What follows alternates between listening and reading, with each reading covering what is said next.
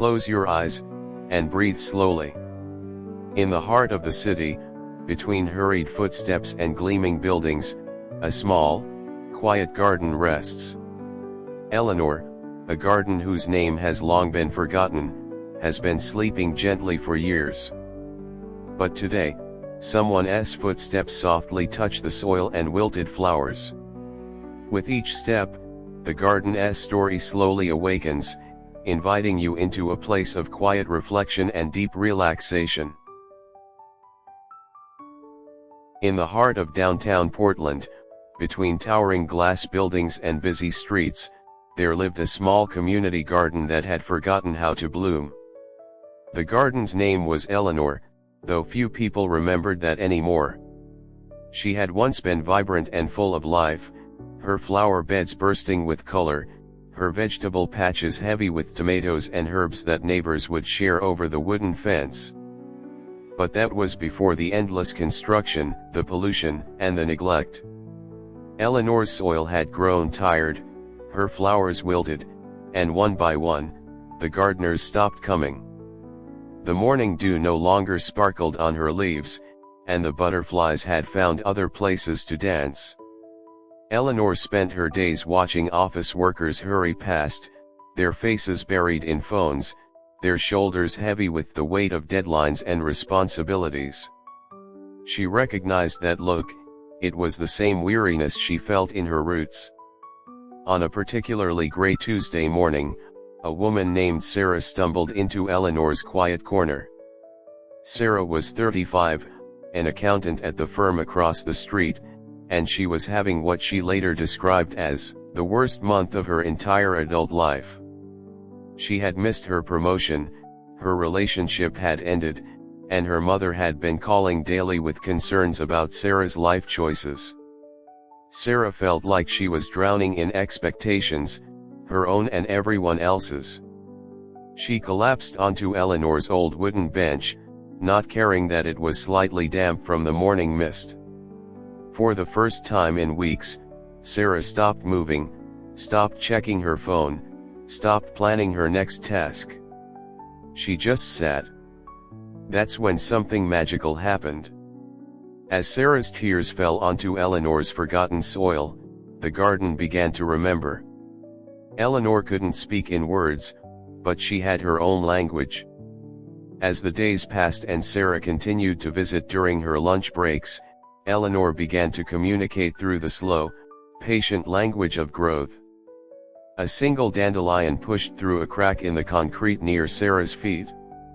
Not a rose or a lily, just a humble dandelion.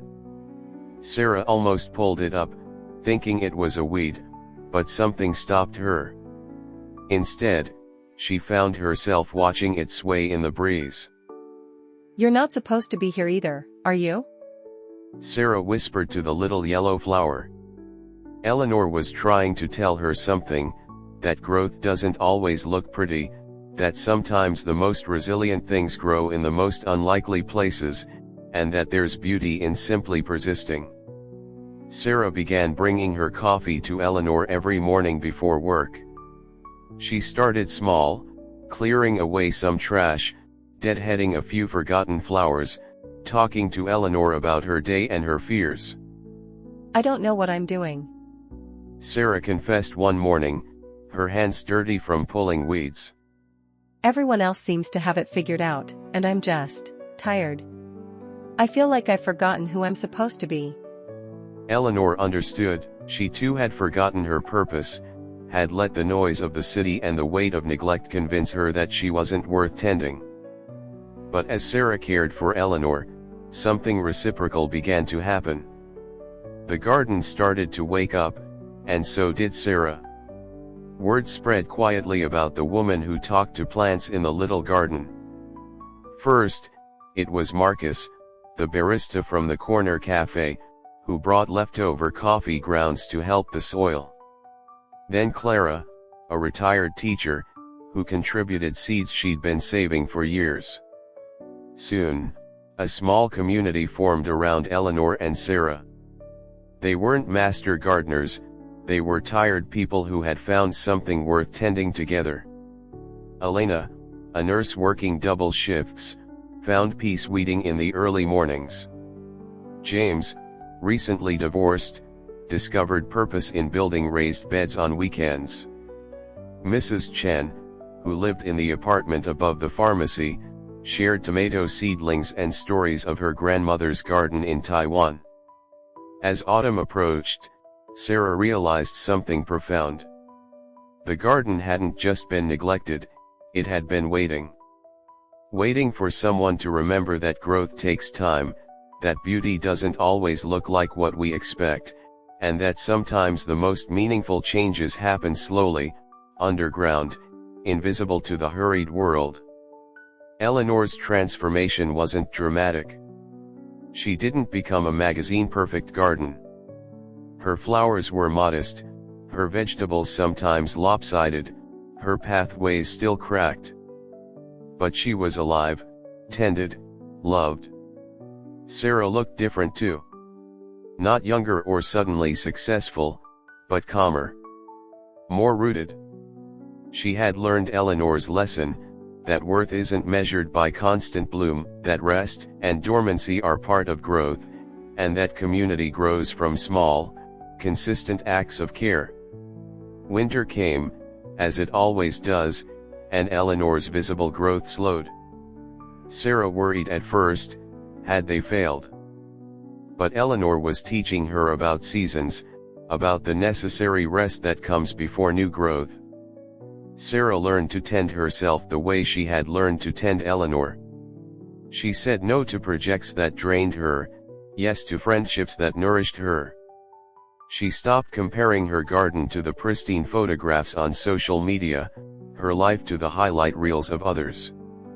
We don't bloom all year, she told Marcus one snowy morning as they shared coffee beside Eleanor's dormant beds. And that's okay.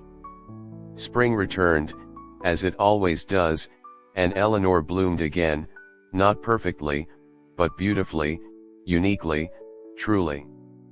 Sarah had learned that she, like Eleanor, didn't need to be constantly productive to have value. She didn't need to have everything figured out to be worthy of care and community. The garden became known throughout the neighborhood not for its perfection, but for its story, the story of tired things that learned to grow again, of people who discovered that tending something outside themselves could heal something within. Eleanor still watches office workers hurry past, but now some of them slow down. Some of them stop. Some of them remember that they too are gardens, worthy of patience, worthy of tending, worthy of seasons both of growth and rest. And in the quiet morning hours, when the city hasn't quite woken up, you can still find Sarah there, hands in the soil, talking to Eleanor about the day ahead, two tired things that learn to bloom again, slowly, imperfectly, together. Growth is not about becoming something else, it's about becoming more fully what you already are, in your own season, in your own time.